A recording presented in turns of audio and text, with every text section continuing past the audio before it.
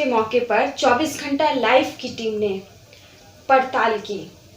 उसके साथ साथ हम आपको बता दें, इस कोविड-19 की इस वैश्विक महामारी के बीच पश्चिम बंगाल में जो अम्फान तूफान का कहर पूरी तबाही से मचा रखा है, इसी बीच हर समाज सेवी अपने अपने क्षेत्र में सामाजिक कार्य में जुटे हैं और किसी भी व्यक्ति को भूखा ना सोने देंगे, इस प्रण को लेकर वे जिस तरह से समाज में अपने कार्य को अंजाम दे रहे हैं, अपने आप में सराहनीय है, अपने आप में अद्भुत है।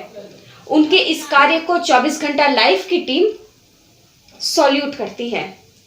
लेकिन साथ ही साथ हम आपको ये भी बता दें, भारत जो है एक गरीब देश है और इस समय अगर हम एक साथ एक दूसरे के साथ मिलकर खड़ा नहीं होंगे तो हमारे देश की जो आर्थिक व्यवस्था है वह पूरी तरह से ढीली पड़ जाएगी और इस आर्थिक व्यवस्था को ठीक करने के लिए, फिर से उसे मेंटेन करने के लिए हम सभी को एक साथ खड़े उतरना होगा, जिसके लिए सबसे बड़ी बात है इस वैश्विक महामारी से बचना।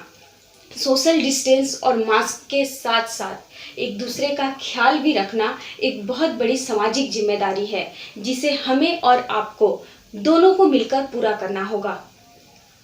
आज जो भी लोग गरीब जरूरतमंद है, जो लोगों के पास पैसे नहीं हैं, मेडिसिन नहीं है, उसके साथ साथ जो लोग भूखे हैं, उनकी भी देखभाल हमें मिलकर करनी होगी। आज हमने भाटपाड़ा के हर एक समाज सेवी से मिलकर बातचीत की और साथ साथ प्रवासी मजदूरों की जो भूखमरी के शिकार हो रहे हैं, डिहाइड्रेशन के शिकार हो रहे हैं, इस वक्तव्यों को भी हमने 24 घंटा लाइव के माध्यम से आपके सामने रखा। देखिए हमारा खास रिपोर्ट। जिस तरह से आज इस वैश्विक महामारी के दौरान ये देखा जा रहा है कि प्रवासी मजदूर हैं, अपने घर वापस आना चाहते हैं, अपने राज्य वापस आना चाहते हैं, लेकिन रास्ते में ही डिहाइड्रेशन और भूखमरी का शिकार होते जा रहे हैं। इस बारे में आप क्या बोलेंगे? देखिए, बहुत अफसोस की बात है कि पहला जो प्रश्न आपका है, ये प्रवासी मजदूर जो हजारों लाखों की तादाद में दूसरे राज्यों से जो पैदल चला, हमारी सरकार, केंद्रीय सरकार ने कोई तरह का जो है व्यवस्था नहीं किया उन लोगों के लिए। दूसरी बात है कि किसी ने 1000 बस का परमिशन भी सरकार से मांगा, सरकार ने दिया भी, इसके बाद में जो है 400 बसों को रिजेक्ट कर दिया कि इसका जो है पेपर्स ठीक नहीं। तो कोई सहायता करना चाहा, उसको भी सहायता करने का मौका नहीं दिया गया। प्रश्न भारत वर्ष में एक हवा चला हुआ है, हिंदू मुसलमान का एक हवा जो चला हुआ है। मैं आज के वर्तमान केंद्रीय सरकार एवं उनके कार्यकर्ताओं से या उनके शाखा संगठनों से मैं पूछना चाहता हूं कि ये प्रवासी जो मजदूर थे सब, वो क्या सारे के सारे मुसलमान थे? अगर वो हिंदू थे तो आज ये हिंदुओं को, हिंदू की सरकार की सपना देखने वाले लोग ये हिंदुओं की क्यों नहीं मदद किया? ना सरकार के तरफ से, ना कोई सामाजिक संस्था की तरफ से, ना कोई राजनीतिक संस्था की तरफ से। जबकि रास्तों में मैंने फेसबुक के माध्यम से हमारे पंजाबी भाइयों को देखा, बुला कर जो है खाना देना, गाड़ी वाला को गाड़ी रुका कर खाना देना, ये दृश्य हमने देखा। बहुत से मुसलमान भाइयों को भी मैंने देखा कि रास्ते में उन लोगों को खाना देते हुए, बाकी सामग्री देते हुए देखा।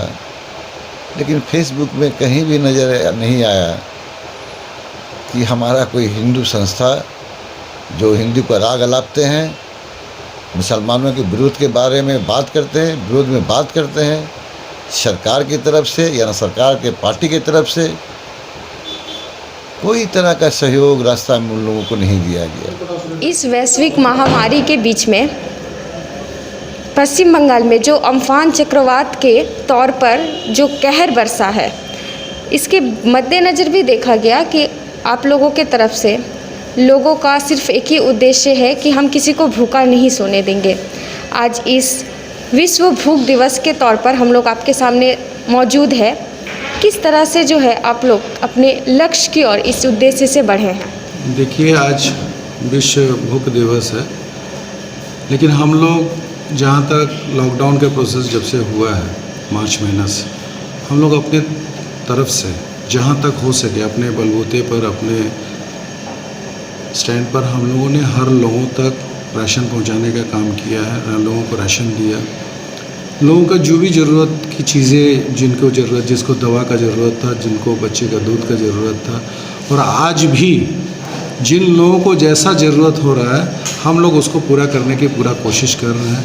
और आगे जब तक लॉकडाउन रहेगा और इस अम्फान से भी जितने लोगों का घर बर्बाद हुआ है, जो लोग आज उस परिस्थिति में नहीं है खाना बनाने का या कुछ भी करने का, उन सारे लोगों को भी हम लोग अपना तरफ से पूरा राहत या खाने की व्यवस्था करा रहा है। आप लोगों को मालूम होगा कि हम लोग कंजर्वेंसी 14 नंबर वार्ड में, वहाँ हम लोग का लगभग 60 दिन के तहत हो गया कि वहाँ पर किचन चल रहा है। ये किचन हम लोगों का, सब लोगों का योगदान है। हमारे वो अमित जो भी वहाँ कर रहे हैं, उसके साथ हम सभी लोग इस भाटपाड़ा के अंचल के जो भी हमारे लोग हैं, हम लोग सबको मिल के उसको आगे बढ़ा के हर जगह जगह पर हम लोगों को अलग अलग, हम लोगों को अलग काम दिया। किसी को किचन चलाने के लिए, कोई खाना बांट रहा है, कोई राशन सामग्री बांट रहा है, कोई मेडिसिन का दायित्व लिया।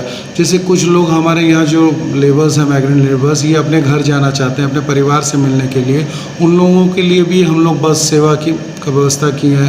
बसों से उनको घर भेजे हैं। बिहार, यूपी, उड़ीसा, इन सब जगहों पर भी हम लोगों को उनको भेजे हैं, क्योंकि 50-55 दिन का जो लॉकडाउन पीरियड में वो जा नहीं पाया, तो उन लोगों का काफ़ी अपना घर के लिए एक मन में उद्वेग था कि हम जाना चाहते हैं, लोगों से मिलना चाहते हैं। एक डर सा माहौल था। हम लोगों ने उनके लिए व्यवस्था किया।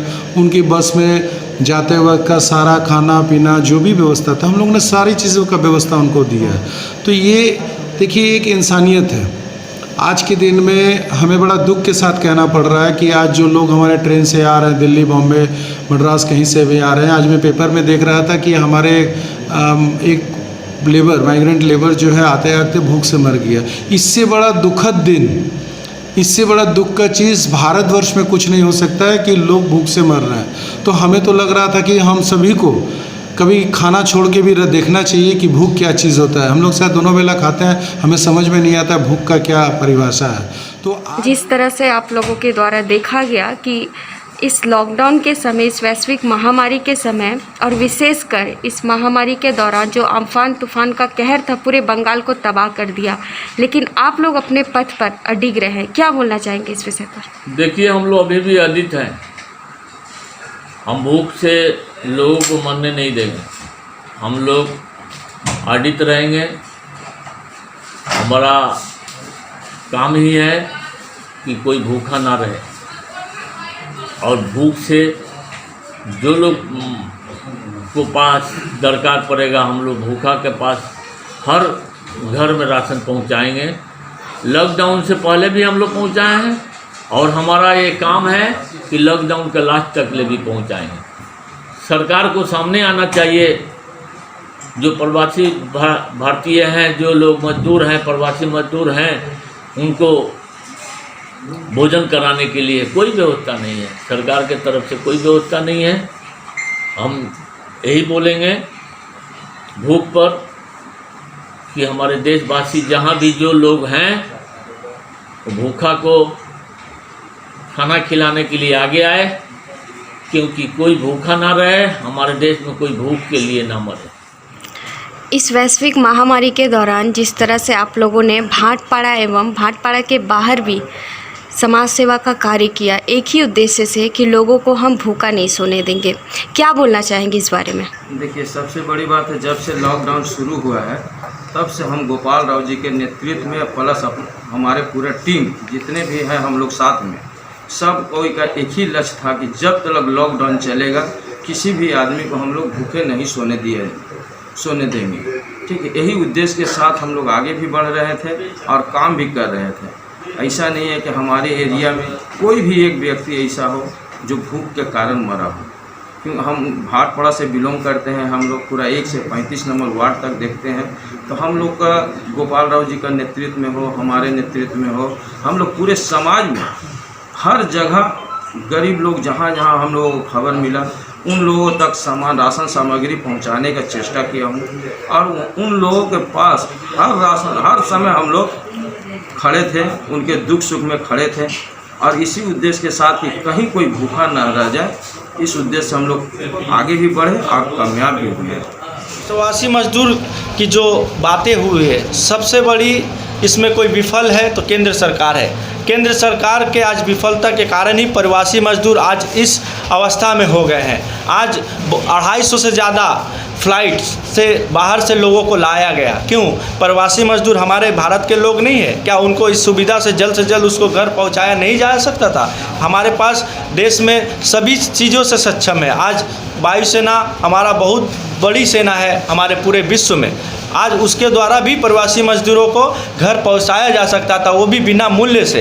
तो आज ऐसे लोग भूखमरी का शिकार नहीं होते और मरने के कगार पर नहीं होते। मैं केंद्र सरकार को बोलना चाहता हूं कि आप ऐसे मजदूर, ये भारत के ही लोग हैं, आप मोदी जी आप सिर्फ बातें बोलते हैं क्या? आप ये मजदूर आपके नहीं हैं? उनको ये सब व्यवस्था करना चाहिए था।